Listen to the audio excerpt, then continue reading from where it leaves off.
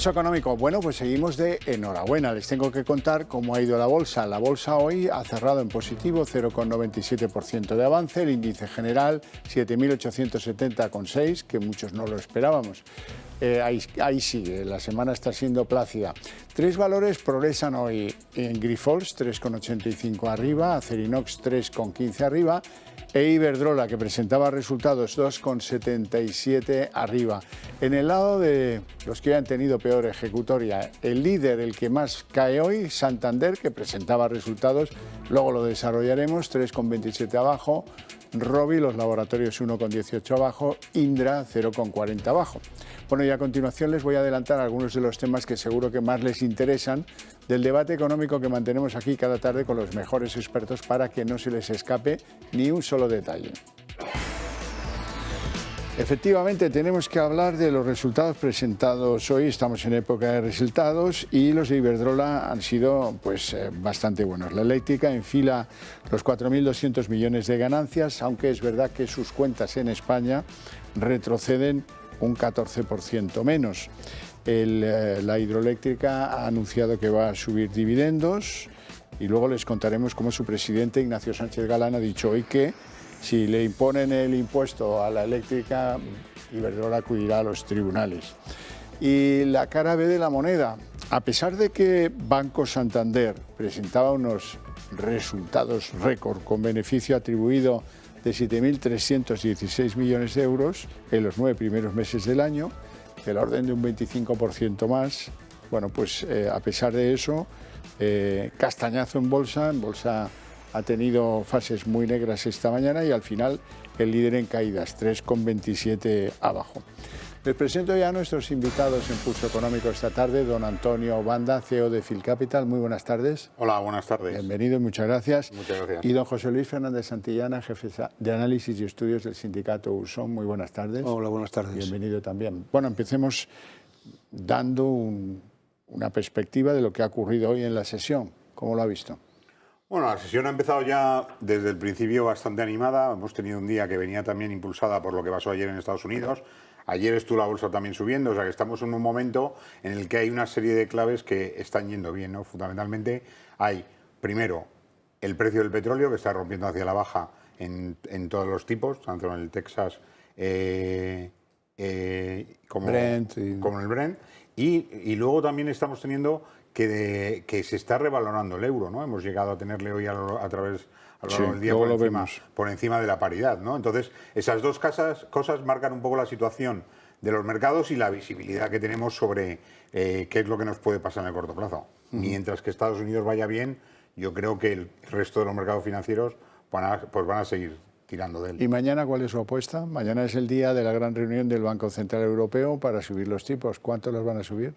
Yo creo que para no quedarse cortos y replicar Estados Unidos y seguir ese modelo, porque eso es lo que está reflejando la paridad, yo creo que van a subir 75 puntos básicos. Don José Luis. Bueno, sí, empezando por esto último, yo creo que vamos al 0,75, aunque vamos un poco a rebufo, pero bueno, bien. O sea, yo creo que los Estados Unidos acabarán en el 4 y nosotros acabaremos en torno al 2,5. Es decir, bueno, ya está. O sea, así yo creo que eso es lo que se está descontando. Yo creo que la situación esta semana ha sido especialmente buena para la bolsa, es decir, que ha habido una remontada potente, se ponen ya en condiciones de atacar los 8.000. Bueno, vamos a ver, ¿no? Es decir, yo creo que todavía hay margen para seguir creciendo. Me parece que eso es bueno.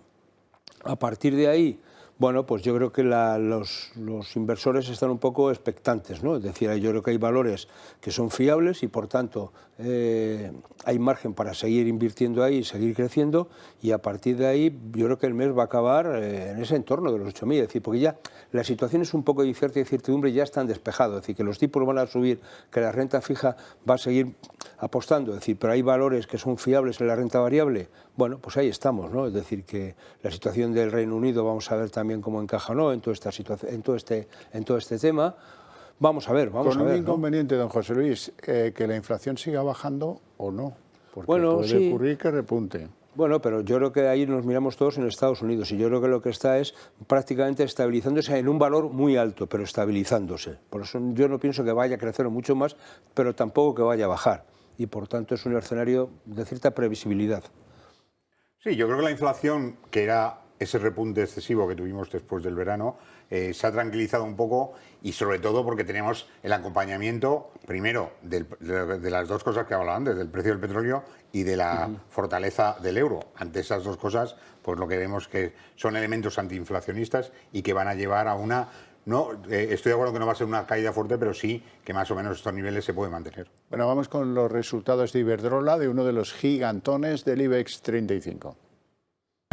Iberdrola obtuvo un beneficio neto de 3.104 millones de euros en los primeros 9 meses del año, lo que representa un incremento del 29% respecto al mismo periodo del ejercicio anterior, a pesar de la bajada del 14% en los resultados de España, según ha informado la compañía a la Comisión Nacional del Mercado de Valores. Con estas ganancias a septiembre, el grupo presidido por Ignacio Sánchez Galán reafirmó sus objetivos para 2022 de alcanzar un beneficio neto récord de entre 4.000 y 4.200 millones de euros en el conjunto del año. El resultado bruto de explotación de la energética hasta septiembre creció un 16,7%, hasta los 9.529 millones de euros, con una evolución positiva en todas las geografías, exceptuando de nuevo España, que debido al entorno adverso pierde un 9,8%.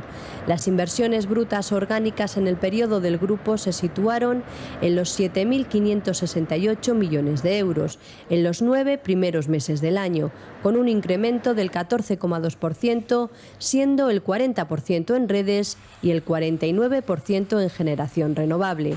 En lo que se refiere a la deuda financiera neta ajustada, se situaba en los 44.293 millones de euros a cierre de septiembre, con un incremento del 19%, 7.075 millones de euros más respecto a septiembre de 2021, debido a ese esfuerzo inversor de la compañía en el periodo, la apreciación de las divisas y el incremento del capital circulante. Bueno, y el petardazo político es que el presidente de Iberdrola, Ignacio Sánchez Galán, ha dicho hoy que si ponen el impuesto a las eléctricas, Iberdrola acudirá a los tribunales. Don José Luis. Bueno, pero esto es lo que se suele pasar, es decir, no es la primera vez que estas compañías llevan a los tribunales al gobierno y al cabo de 3, 4, 5, 6, 7, 8 años lo acaban ganando y al final todos otra vez, digo todos porque al final lo que paga el gobierno no lo paga el gobierno, lo pagamos los ciudadanos con nuestros impuestos.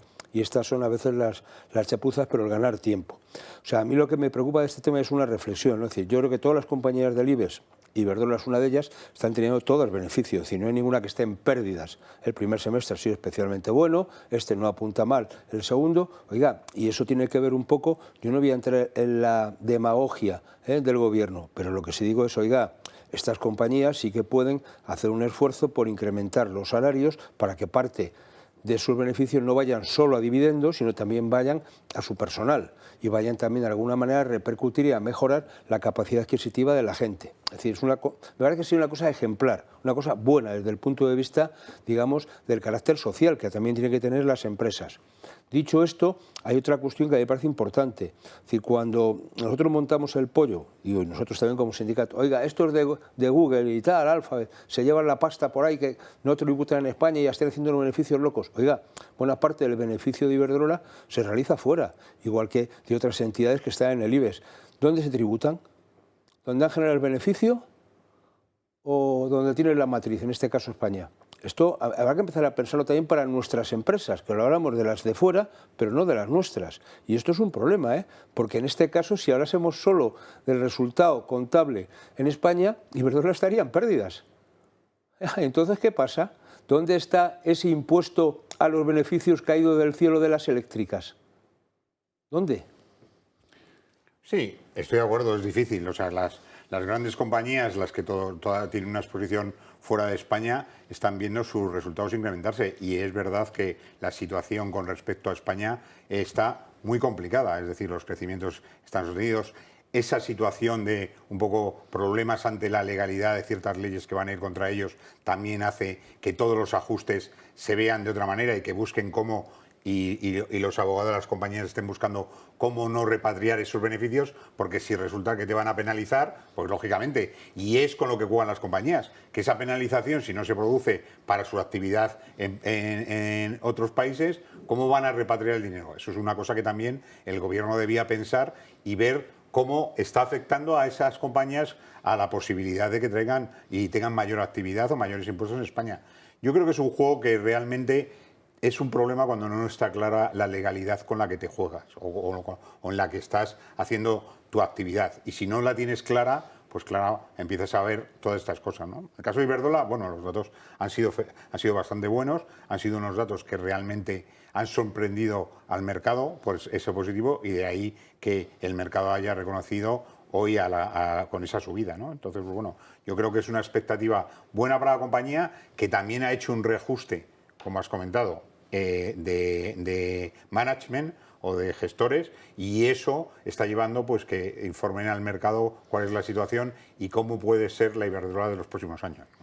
Bueno, más difícil va a ser explicar qué ha pasado con el Santander, porque exhibiendo unos beneficios atribuidos de 7.316 millones, récord en los 9 primeros meses del año, pues el mercado no se ha terminado de creer esto, o no sé qué demonios pasa, pero que pues la verdad es que al final Santander pierde 3,27 y ha llegado a perder cerca de 5 o incluso más de 5 en algún momento de la mañana. Banda.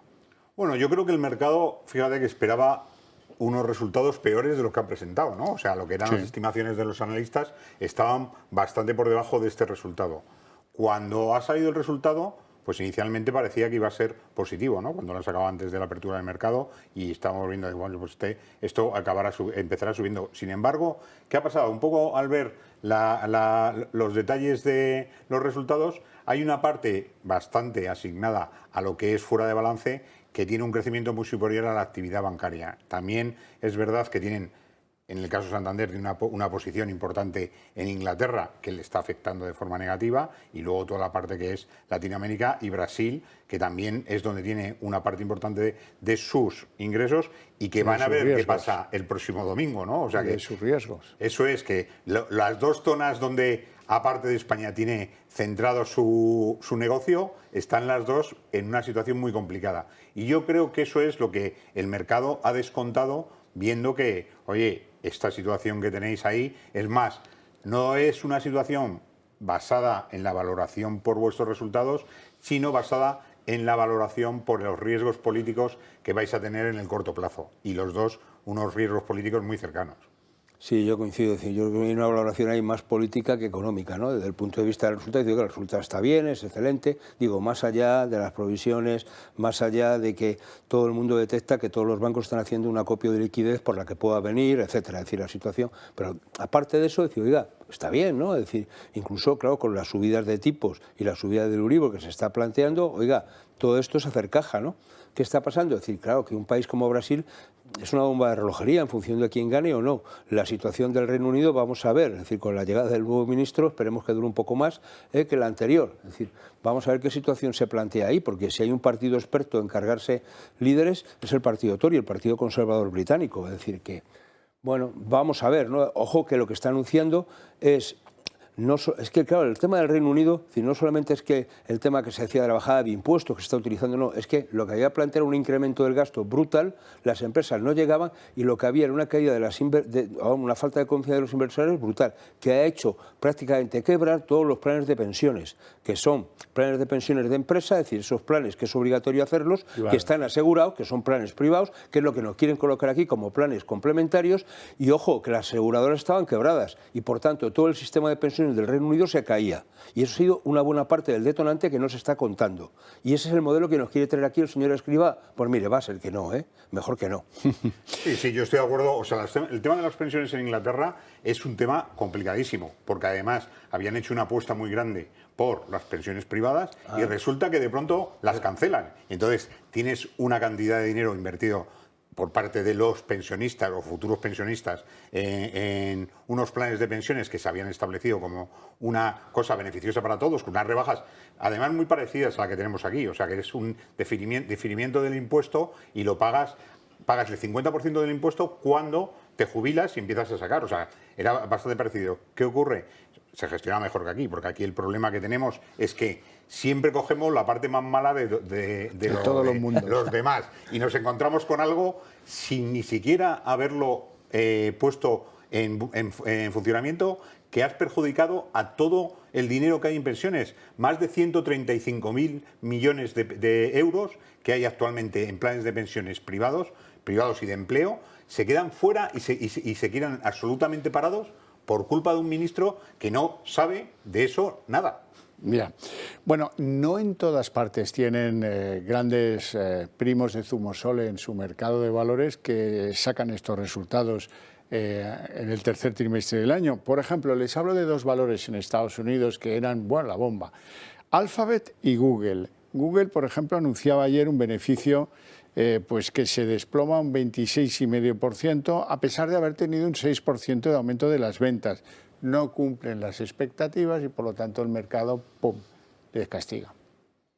Bueno, son dos compañías que claramente han estado siempre esperando a hacer resultados, ¿no? O sea, son compañías que tienen muchísimos ingresos, que han ido crecimiento continuado, pero se encuentran ahora que hay un cambio de modelo. O sea, que también estas compañías que parecían lo más moderno que hay, se empiezan a quedar antiguas y entonces el mercado está perjudicando a su incapacidad de modificar su negocio buscando ese crecimiento esperado por todos, ¿no? Son compañías de crecimiento esperado muy fuerte, con unas rentabilidades que están basadas en el crecimiento de número de clientes y de el uso tanto de Google como Alphabet de sus medios, o sea, de sus aplicaciones, y resulta que al final ellos que iban de muy avanzados empiezan a quedarse atrás, ¿no? Y surgen otras, sobre todo el gran problema de ahí es la intervención de los chinos en un mercado que parecía que estaba complicado, ¿no? Y estamos viendo que las tecnologías chinas, pese a que las han perjudicado esta semana en el mercado americano, quizás porque las empiezan a temer,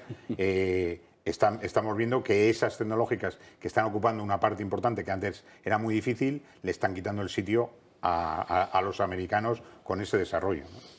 Bueno, yo creo que hay dos cosas. Uno, primero, estos son madre e hija. O sea, quiere decir que Alphabet es la madre de Google. O sea, no son dos compañías distintas, es la matriz y a partir de ahí, de alguna manera, Alphabet reparte buena parte de su negocio en distintas compañías. Una de ellas, la más puntera seguramente, sea Google, que todos conocemos aquí.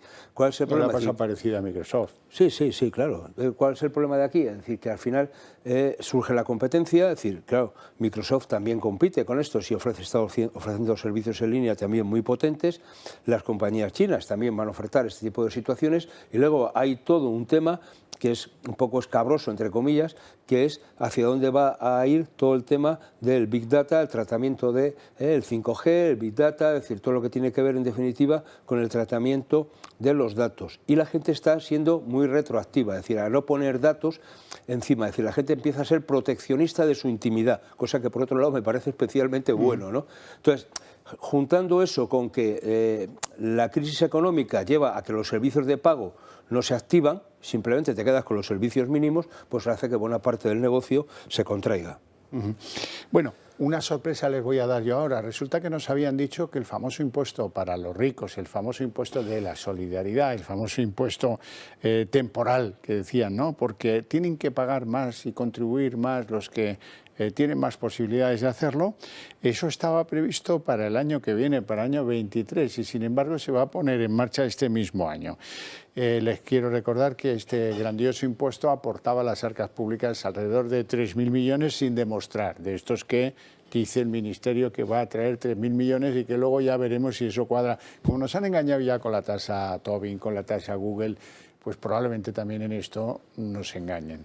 Sí, es decir, primero, yo todavía no encontré una definición exacta de qué es una gran fortuna. Así que digo, bueno, digo que eso está en la factoría de ficción. No, claro, es decir, porque si hablamos de más de 50.000 euros al año, más de 60.000, pues hombre... Se habló ligeramente, acuérdese, de 3 millones de patrimonio. Sí, pero bueno, vamos a ver, es decir, los diputados, por ejemplo, que ¿son grandes fortunas o no? Porque ganan una pasta. Y sobre todo, pagan bastante menos que el resto de los mortales. Entonces, a lo mejor hay que empezar a ver, primero, defínanme, pero lo que a mí me parece que en este tema está muy claro. Esto va en la ley de presupuestos, con lo cual la ley de presupuestos se aprueba antes de acabar este año y es lo que hace que se pueda aplicar en el año en curso. Si esto se aprobase a partir del mes de enero, ya no se podría aplicar con efectos retroactivos. Entonces, esta es la cuestión de fondo. Por tanto, las prisas. Sí, se entendía que había un compromiso por parte del Gobierno de que lo de la ley de presupuestos entraba a funcionar el 1 de enero y con ello este impuesto también, pero lo van a adelantar. Bueno, lo van a adelantar precisamente porque la ley, al entrar en vigor, la ley se publica en este año, en el año 2022, puede haber efectos de esa ley que se apliquen en el 2022. Y por tanto, es decir, aunque tú declares en el 23, vas a pagar por el 2022. Cosa que antes todo el mundo pensaba que en el 24 pagaríamos lo del 23. Es decir, en el fondo se va a adelantar un ejercicio. Bueno, vamos a ver, aquí hay gente que actúa porque, esto de las grandes fortunas no pagan IRPF.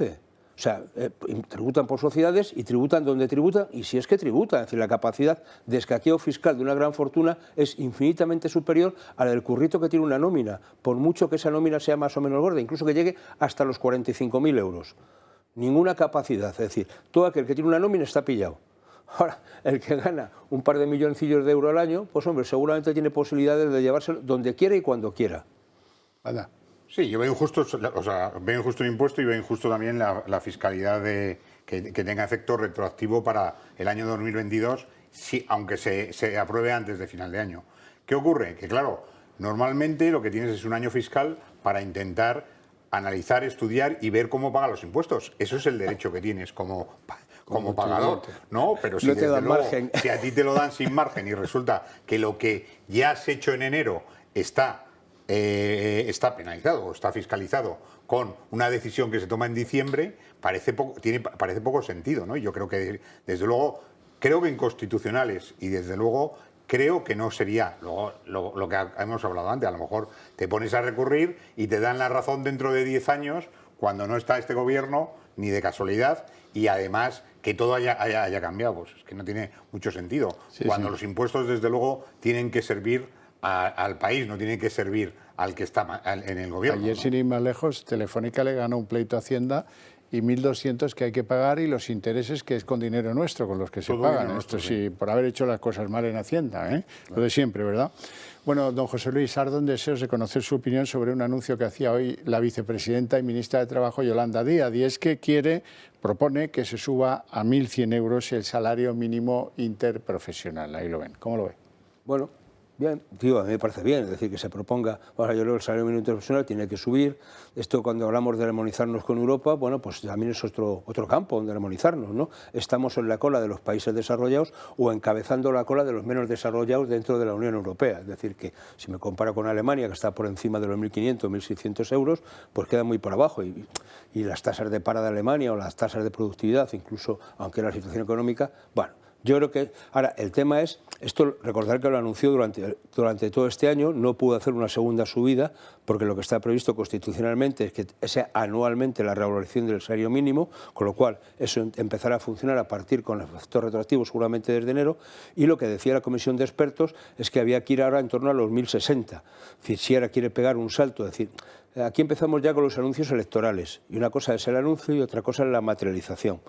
Bueno, a mí me parece que en la situación actual, que los salarios suban, que eso ayude a que, en definitiva, se mejore el poder de compra. Acaba de salir ahora mismo, publicada en el Boletín de la Comunidad Europea, una directiva que habrá que importar, que habla de la necesidad de poner salarios mínimos en Europa, y que esos salarios, aparte de que se negocien en los ámbitos de colectivos, etcétera, pero que sean salarios que permitan a la gente vivir, ¿no? Entonces, el tema es con qué se vive en España, ¿no? Es decir, este es el problema. Es decir, ¿con 1.000 euros actuales se puede vivir?